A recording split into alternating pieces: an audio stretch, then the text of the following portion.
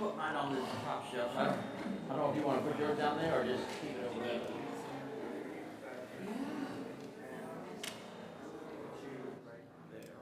So it was E minor and F major sonata. I had like a week to learn it. So I went up to her and I was like, look, I just found out. She's like, oh, don't worry about it. I'll be working.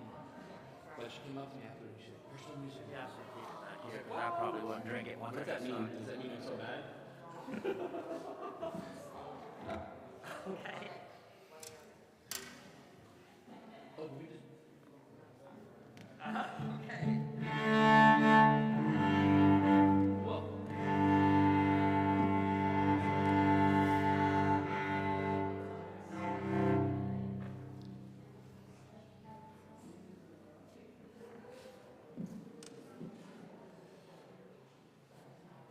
One second. Can I just check my A one more time? I'm sorry.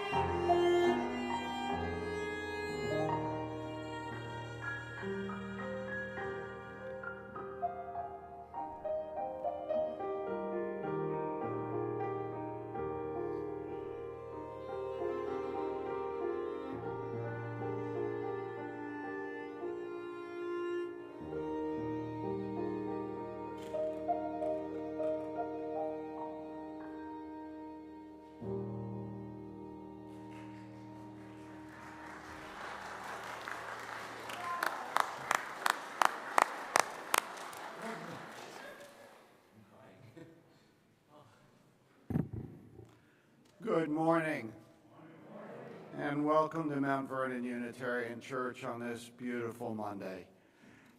A little bit ahead of myself, it's okay. I was distracted by the music. Yvonne, Steve, thank you. Wonderful. Our cellist is Steve Zarkowski, and you're welcome back anytime, Steve. I'm Dave Keegan. I'm a member of this congregation, and whether this is your first time here or you've been here many times, we want you to know you are welcome, and we are glad to be together.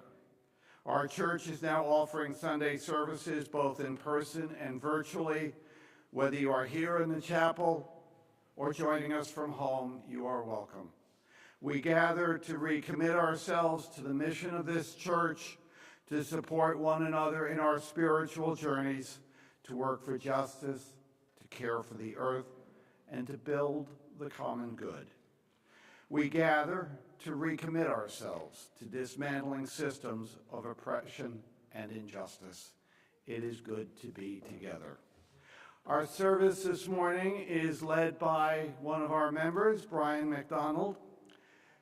As Brian tells the story, he dreamed as a child of becoming a musician, but when he became a Jesus freak at age 17, and some of us still remember that term when it was new, he attended Bob Jones University, became a fundamentalist pastor and foreign missionary, ending up in Taiwan, which my wife Sally and I know well.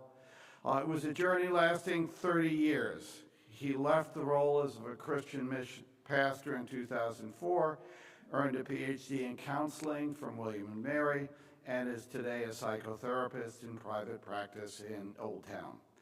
His wife Kathy is a teacher in the Fairfax County Public Schools. And he is the author of a story of his experiences called The Long Surrender, a memoir about losing my religion. And if you're interested, it will be available for purchase out in the Commons. A couple of quick announcements. This weekend, the Ministerial Search Committee has launched the first 2 of the 5 cottage meetings that are being held to hear your thinking about the new minister we are looking for. The first in-person opportunity to participate is today after the service. It will be at 11:30 a.m. in the Fireplace Room in Holland Hall. If for any reason you can't participate today, there'll be 2 more Sunday cottage meetings, one after the work and handing next weekend at 3 p.m. and one more after the church service on October 23rd. There'll also be a Zoom meeting on October 15th. We hope you'll participate in one of them to help us guide this important search.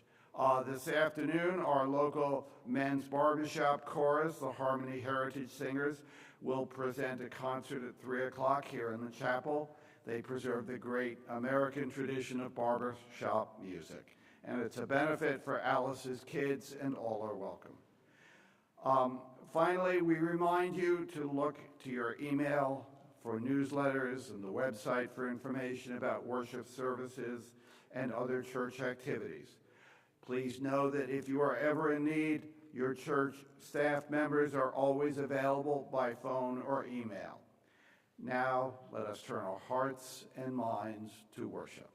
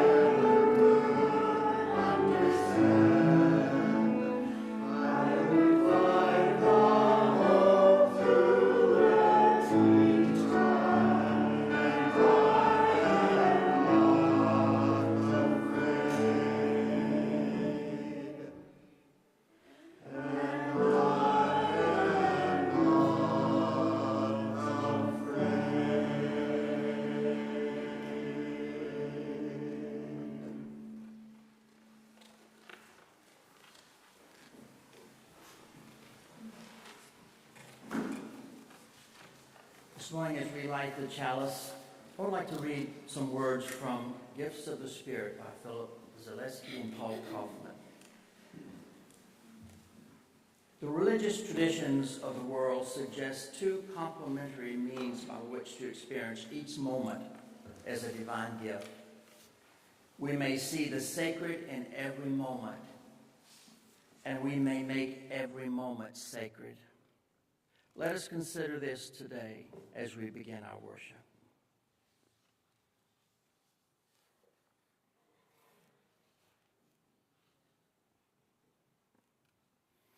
Our opening hymn this morning is number 318.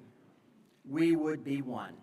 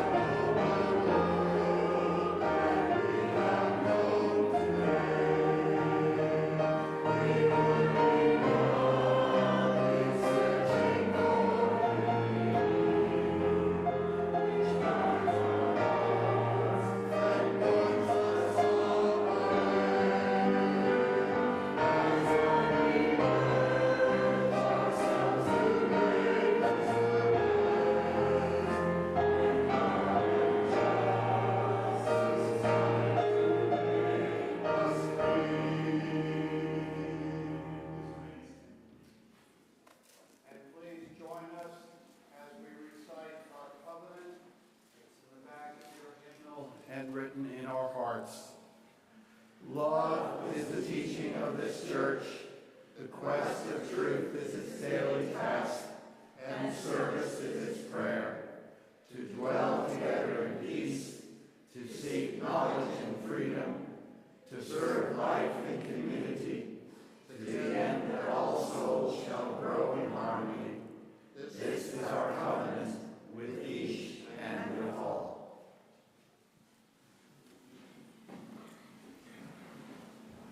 Good morning. This morning in our service, we are talking about how important it is that we examine ourselves and think about what we find to be important and what we believe in.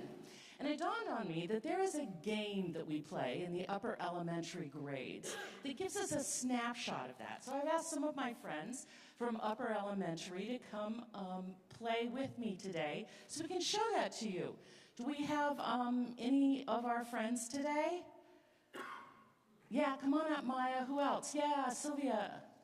Who else? I see some other ones. You know, in class, you're never shy. Sweetie, I can still tell who you are.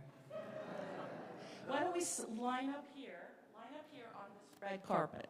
Line up on the red carpet. There we go. And we're going to face that direction, face the Ukrainian flag. So, sweetie, you stand right here. And you stand right there. And you stand right there. Anybody else? Okay. I'm going to go down. You tell me your name. Sylvia, Maya, Fiona. Great. Thanks for coming up, girls. So here we go. I'm going to start reading some statements. And this game is called The Winds Are Blowing. So I will say the winds are blowing, and then you decide how true that statement is. And if the winds are blowing for you, you can move along this line to show me how true that statement is. If it's absolutely 100% true, you're going to be over here by the Ukrainian flag, right? All right, here we go. The winds are blowing for people who have a dog.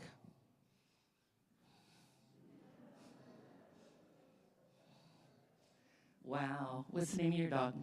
Scuppers. Scuppers. Rocky. Rocky and Liza. Liza. Great. Thanks, girls. All the way back over. This is not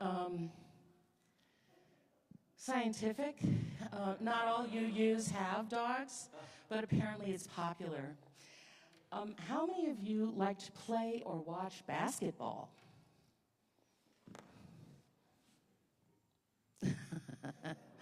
Conversely, this basketball, it may not be the sport. What do you like, playing or watching? I'm playing a little bit with my dad. Oh, that's great. And what is your sport? If you had to watch a sport, what would it be? I don't know. Do you have a favorite? Mm-hmm. What is it? Ice skating. Ice skating. I like watching that too. The winds are blowing. Oh, go ahead and go. Oh, thank you. For people who spend time meditating. Isn't that interesting? Do you find it to be helpful? How? It kind of calms me down, like when I'm really frustrated or like having a hard time with something. I like to do some yoga, and then it makes me feel all better. Great yoga. How does it help you? It also calms me down when I'm sad or anxious. That's really great. Do you do something different to calm yourself down? Not meditation? Do you know what it is? I do breathing exercises, but it's not like meditating. That's not everybody meditates, but breathing exercises, think about it, friends. Go ahead and go back to the line. How many of you are vegetarian? No. How many? Yeah, a little bit. So tell me how that works for you. So at my dad's house, I can't eat like meat and stuff like that, but at my mom's house, I can. So That's the way it works. Excellent. Thank you. Go ahead and go back to the line. How many of you have ever prayed? If you've ever prayed. Look at that. How does praying help you? because when I'm really sad, it kind of helps. Great. And does either of you have a reason that you don't pray that you can share? Kind of find spending time with others a little more comforting. What a great answer. That's very interesting. How many of you believe in God? Oh, go ahead and go back over, Fiona, sweetie. How many of you believe in God? Isn't that interesting? And let me tell you, when we played this in the classroom, it was reversed, which just shows you. How is it that Maya doesn't believe in God and you do, but you can be in the same church? How does that work? Well, because I don't know how to explain it. Answer to that? How can it be that Fiona kind of believes there's a God or there might be a God, and you don't, but you're in the same church? How could that be possible? Does one of you have an answer? Because maybe our church is a little more accepting than some people's. It's true, our church is accepting. We are not a creedal church, we are a covenant church, and we covenant to help each other learn what's true and right. And so that's why we can be a little different. Let's ask one more. How many of you recycle?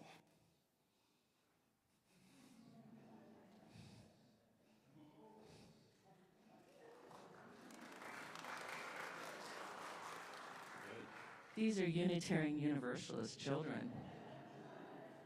Thank you so much, girls. You can go sit down. I hope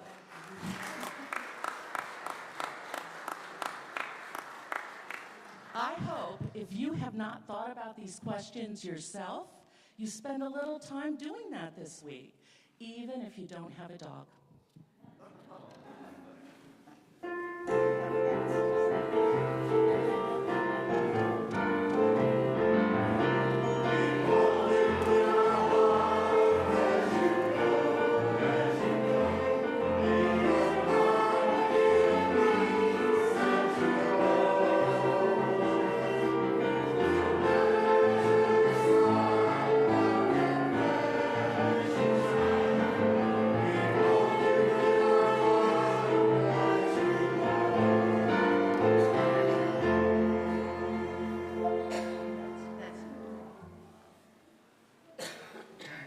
We come now to our morning offering.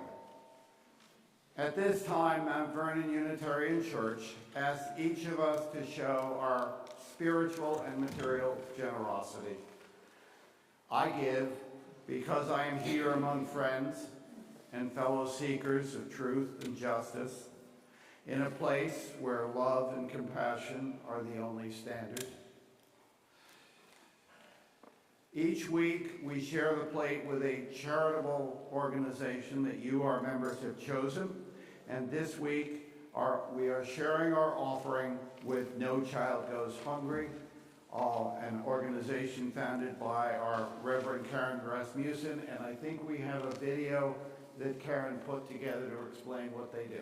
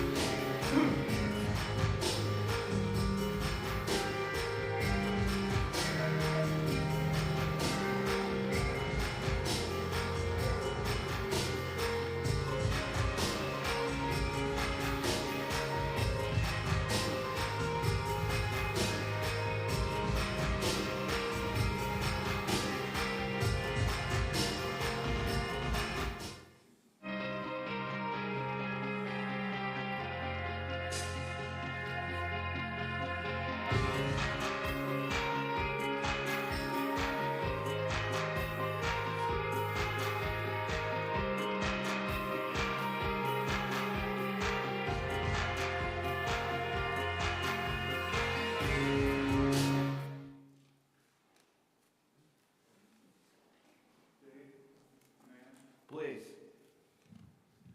No Child Goes Hungry was created by Karen Rasmussen, who is currently our affiliated minister here at MVUC. It is 100% what you give goes to feed children. All right? She takes no salary, there is nothing. What she does is award grants to agencies or teachers so the teachers can put a pantry in their classroom, or to actually buy lunches to go in a school program, to fulfill needs that people have across the country. There's been some 2,000 grants given already. She's been doing this for a number of years. So we ask you if you'd consider to give to that mightily, because it's an amazing program. It's an amazing program.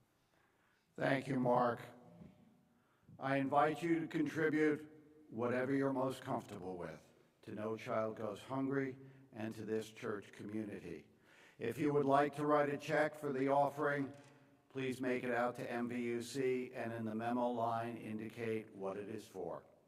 You can also go to our website to give directly We are grateful for your donation.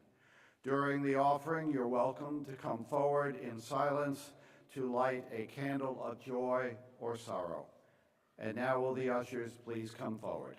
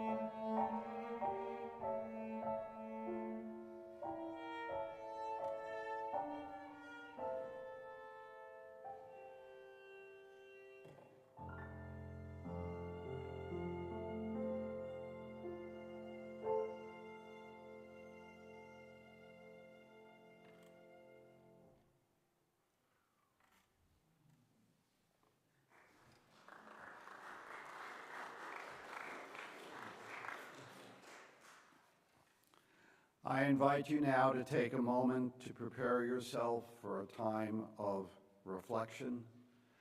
Settle your hands, settle your feet, and pause in the quiet.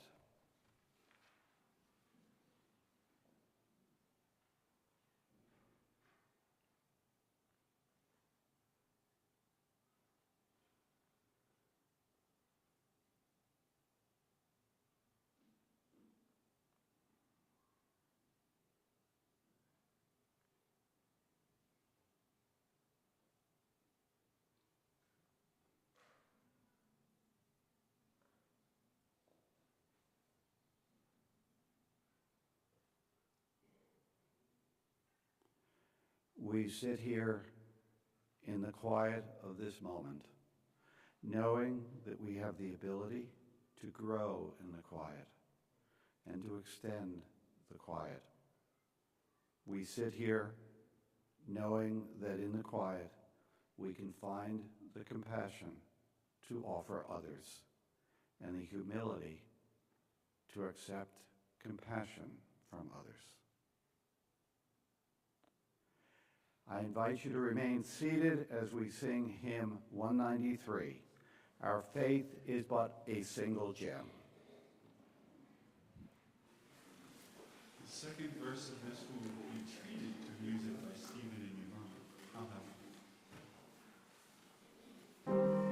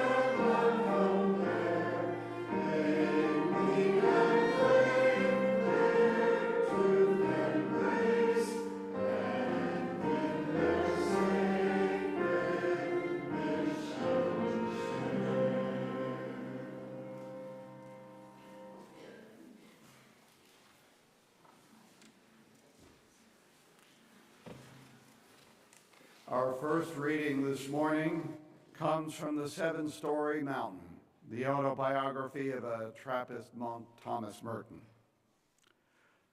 The logic of worldly success rests on a fallacy, the strange error that our perfection depends on the thoughts and opinions and applause of others.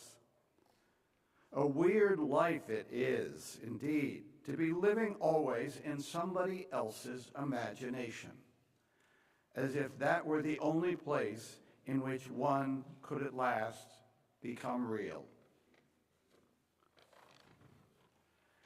Our second reading is a poem entitled Working in the Rain by Robert Morgan.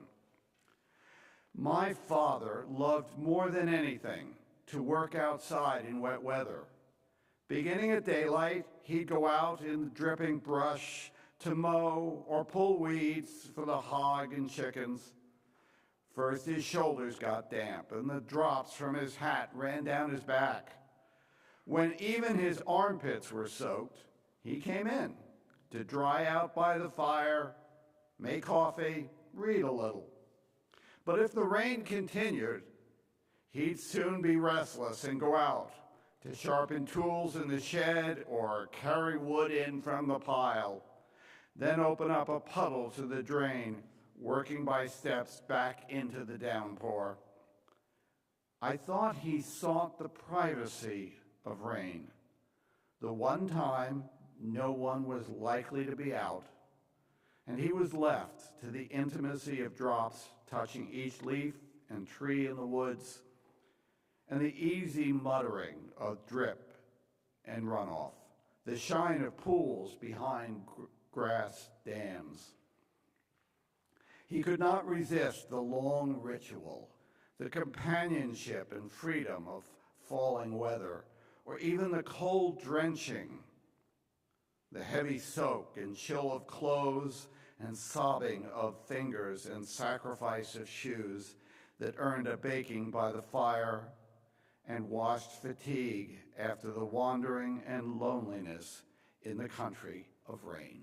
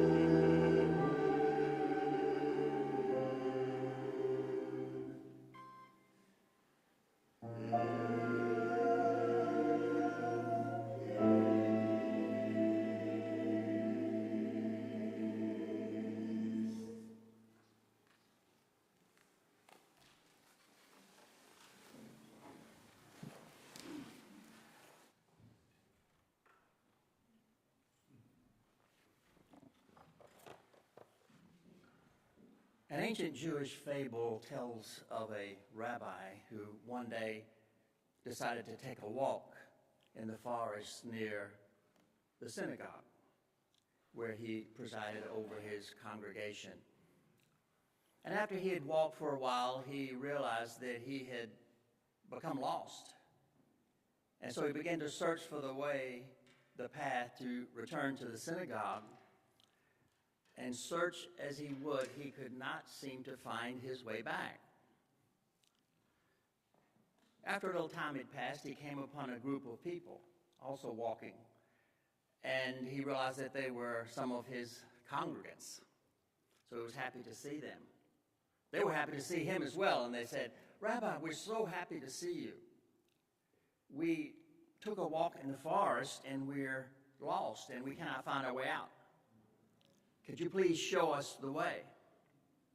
And the rabbi is said to have responded, "I cannot show you the way out of the forest, but I can show you many, many paths that do not lead out of the forest."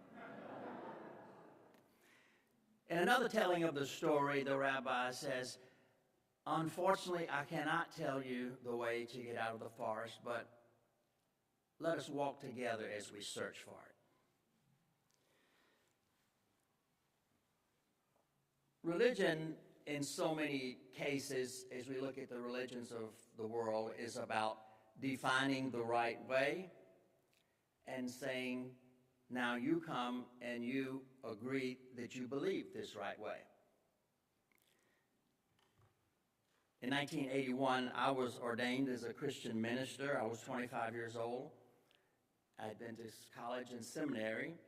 And so for this ordination ceremony, I was asked to prepare what was called a doctrinal statement, where I outlined my beliefs in all of the areas of Christian theology. They all had fancy names: Latin soteriology, the doctrine of salvation; ecclesiology, the doctrine of the church; eschatology, the doctrine of the last days, etc. And then after I shared this, and the clergy that were there asked me questions about it, it was determined that indeed I did believe the right things, and that I could then be ordained, as it was called, to go out and to be a minister, a pastor, and a missionary. In our creed our covenant that we said this morning, I love the phrase that talks about our quest for truth. Our quest for truth. Well, if we're in a quest for truth, there is a truth that's there that we're looking for, but we don't put up a sign and say, we've got it. Come here, and if you agree with what we have decided, then you're one of us. But that's sort of the way it is oftentimes when it comes to religion.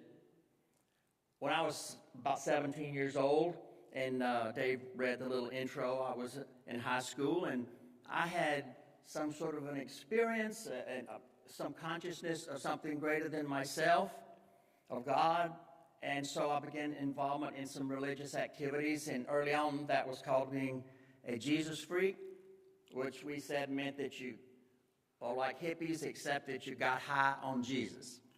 That was what that was. But what I found was, as I became involved, the religious folk said, oh, okay, you're into this now. Well, here's what you need to believe. Here are the tenets, the propositions that you will sign off on. And so thus began a journey that lasted about 30 years, where I went to college, seminary, became a minister and a missionary. And at every stage, I was asked to sign off. Not literally, but do you believe these things? Tell us what you believe. We want to find out if you're okay, if you're orthodox.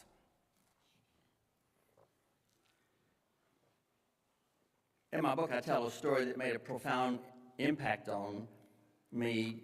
My family and I were missionaries in Taiwan for a total of about 7.5 years. We'd been there for about 4 years, and my wife and I decided we'd take a little trip. The children, our 3 children, stayed with some other missionary friends, and we took a trip up into the mountains of Taiwan, a little village that we'd heard was a scenic and interesting place to visit. We got there late at night. We got up the next morning, and we slept late and looked out the window, and we saw this beautiful mountain vista. The sun was beginning to burn the fog away, and we said, well, let's go for a hike in the mountains. We were hungry for breakfast, and that usually wasn't a problem in Taiwan because people sold things to eat everywhere on the street. But when we got outside, we realized we had slept so late that the vendors that sold some steamed buns or some hot soybean milk had all packed up and gone home, and there wasn't anything to eat. Well, we could do without breakfast. We would survive. But we thought, well, we'll go ahead and start on our hike in the mountains, and maybe we'll come across something. So we did.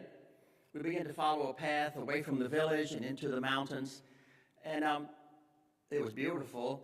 And by and by, we came to a building, and it looked like kind of a restaurant. It was screened in, and inside we could see were some tables with folding chairs around it. And so we said, great, there's a place we can eat here. So we knocked on the door, and a woman came, and we asked, is this a restaurant? No, she shook her head. She could understand us. We could speak the official language of Taiwan, which was Mandarin, but often in the villages, other dialects are spoken. So she could understand us, but when she spoke, we couldn't understand what she said. But we could understand that, no, this was not a restaurant. But then she motioned for us to sit down, which was odd. And then she busied herself preparing some food for us. She had a little child playing at her feet, and while she worked, she gave us some peanuts and some soybean milk, and then she gave us something that was sort of like scrambled eggs with green onions in it. It was pretty good. So we ate our food, and very thankful, again, we insisted, this apparently is a restaurant. How much do we owe you? Didn't owe anything. So we thanked her earnestly and went on our way. When we went down the path just a little way and rounded a curve or turn, saw something unusual, and when I saw it, I realized what that little building and that woman had been. It was what's there called they would call a temple, but don't think of a temple like in Washington, D.C. or something like that. It was just a little worship shelter. And you would see these around the countryside in Taiwan. Often they had some idol there. But this one was unusual because at the focal point of this place of this portico of worship was a statue, a life-size statue of a woman. A beautiful woman in beautiful clothes and arms stretched out, but not just a pair of arms, but many arms, which was very striking the first time you saw it. Many arms coming out of each shoulder. And I had heard of this and had seen it from a distance, and this is a sort of a female Buddha that you see in Asia. It's called Kuan Yin, or Guan Yin, and she is called the goddess of compassion, and her hands stretching out, and sometimes her hands have little eyes in each palm, indicating that she sees the needs of the world and everyone in the world. So we went on our way, usually as missionaries, conservative evangelical missionaries. Well, we didn't frequent those kind of places because, after all, we were there to preach the truth the right way. So we went on our way, but I began to think of the irony of what we had just experienced.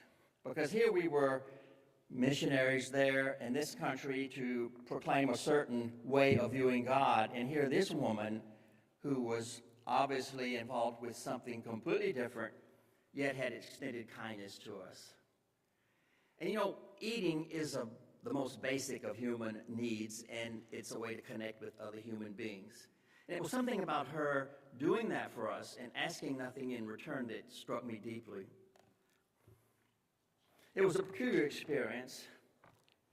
As people have read my book, and by the way, the book is not just about my religious journey, though that's the overarching theme, but my wife and I grew up in the Deep South on the Gulf Coast. You may have noticed, by the way, I speak, I'm from down there somewhere. And I was lucky enough to grow up among storytellers and people who had a lot of humor about the way they talked. In fact, we didn't have a lot of, cable TV. We certainly didn't have the internet, but when relatives came, that was interesting. There were a lot of interesting tales. So I think I inherited some of that, and I've had a rich and wonderful life. But often when people read my book, particularly if they're coming from the more evangelical orthodox position, they'll say, okay, but what do you believe now? What do you believe now? And it's almost as like we got to figure out if there's any hope for you, right? Or if we want to be friends with you anymore. What do you believe now? But it makes me ask the question, is being a person of faith like preparing for an exam? Like at some point we're going to be asked, okay, what about this? What about this? What about this? I was talking with a person like this the other day, and she said, well, where do you go to church now? And I said, well, we go to the Unitarian Church. And she said this, which I thought was a rather rude thing to say, but it was at least honest. She said, oh, the Unitarians, they don't stand for anything. And I said, well, I wouldn't agree with that. I think we stand for a lot of things. We stand for social justice. We stand for the care of the planet. We stand for the rights of the oppressed and the minorities and so forth. But that's not what she meant. What she meant was you don't stand for this propositional approach to religion. I believe A, I believe B, I believe C, I believe D. And that's true. Because as we said in our covenant, we're committed to a quest for truth. But we don't insist that any of us have completely found it. But the quest is in of itself rewarding and enriching. Religions don't know what to do with people who originally sign up for their faith and then begin to change their mind, right? When I was growing up in the tradition I grew up in, there was a term that was more gentle. They were called backsliders. Remember backsliders?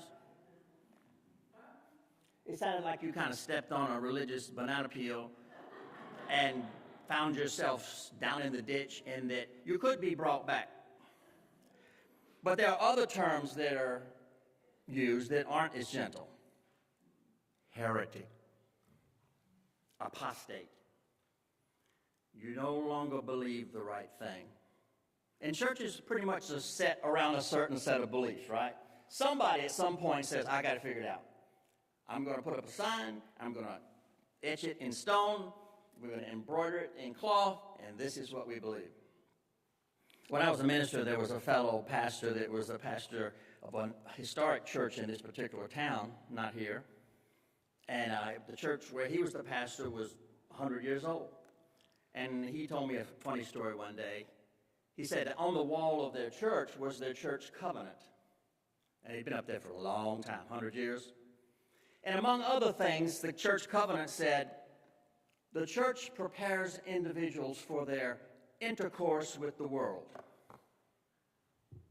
Well, at their annual meeting every year, they would print out the covenant and read it together as a congregation, and inevitably there were members of the congregation of a certain age that thought that was rather humorous. So my pastor friend took it upon himself one day when he put it in the program to just change the word intercourse to interaction. After all, 100 years ago, they might have said the other word, but now we say this. He said that after the service, one of the pillars of the assembly, trustees, deacons, whatever, accosted him, who gave you the authority to change our church covenant? Well, that's a funny story, but it does illustrate the fact that churches are sort of set up around a particular concept of faith, and when people's growth doesn't conform to that, the church doesn't know what to do with them except call them by an unkind word. Now, I'm a therapist. One of the things that I do is group therapy, and which means a number of people together, sometimes family therapy or sometimes a group of people. And one of the maxims of group therapy is process over content. What we mean by that is that what we're concerned in this endeavor is not what is said, but the quality of the communication between us. Process over content. But I think that what we are saying as Unitarians, and what I've come to see in my life, is that the journey itself, the quest, is the process that's enriching. Instead of writing it all down, we figured it out. Let's sign off on it. At every stage of my ministry, I had to sort of re-up. You know, they would say, okay, you're going to take this new job. We want to ask you some questions. Do you believe A? Do you believe B? Do you believe C? And of course, I was evolving. But the people that wanted to have me as their leader didn't want to hear that. They didn't want to hear it's like, well, some of this stuff I'm beginning to have a different view on. Oh, we don't want you as our leader. We want the trumpet to give a certain sound, not a like, well, on one hand or on the other. But the truth of the matter is we change. People are not easily categorized. And our understanding of ultimacy, of God, whatever we want to call it, is constantly growing, and that is enriching as we see it grow.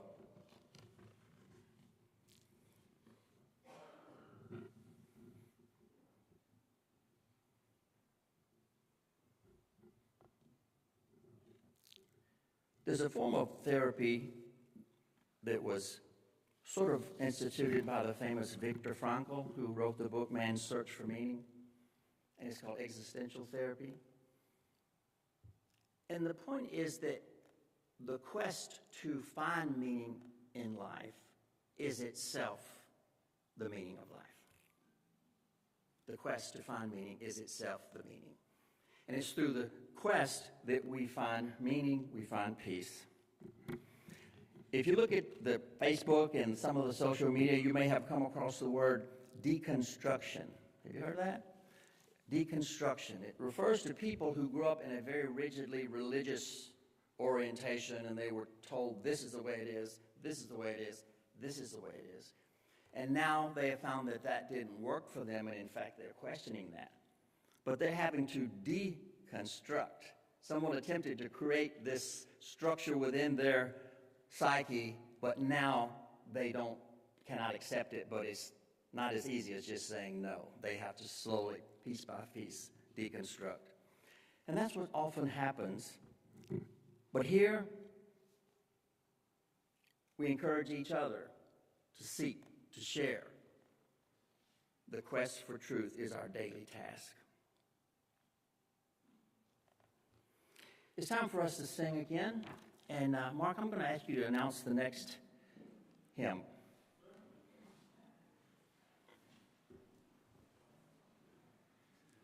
Would you stand as you're willing and able and join us in singing 318, We Would Be One. And I'd also ask you for our postlude today, please seat if you remain seated for what's done. Oh. 10:50. Hey, sorry. I only had one thing to do, Brian. 10:58. PR's a religion. Sorry. 3 times.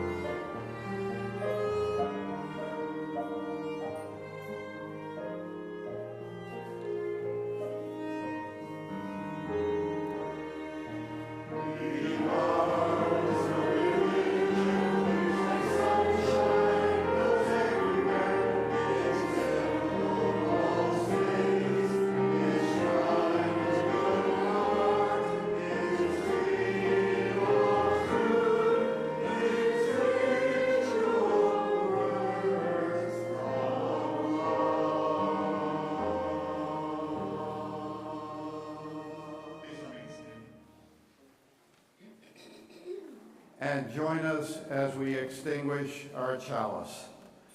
We extinguish this flame, but not the light of truth, the warmth of community, or the fire of commitment.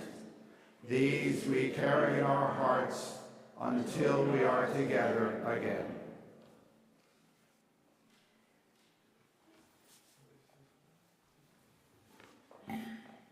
Blessed is the path on which you travel. Blessed is the body that carries you upon it. Blessed is your heart that has heard the call. Blessed is your mind that discerns the way. Blessed is the gift that you will receive by going. Blessed is the gift that you will become on the journey. Our worship ends and our service begins. You may be seated.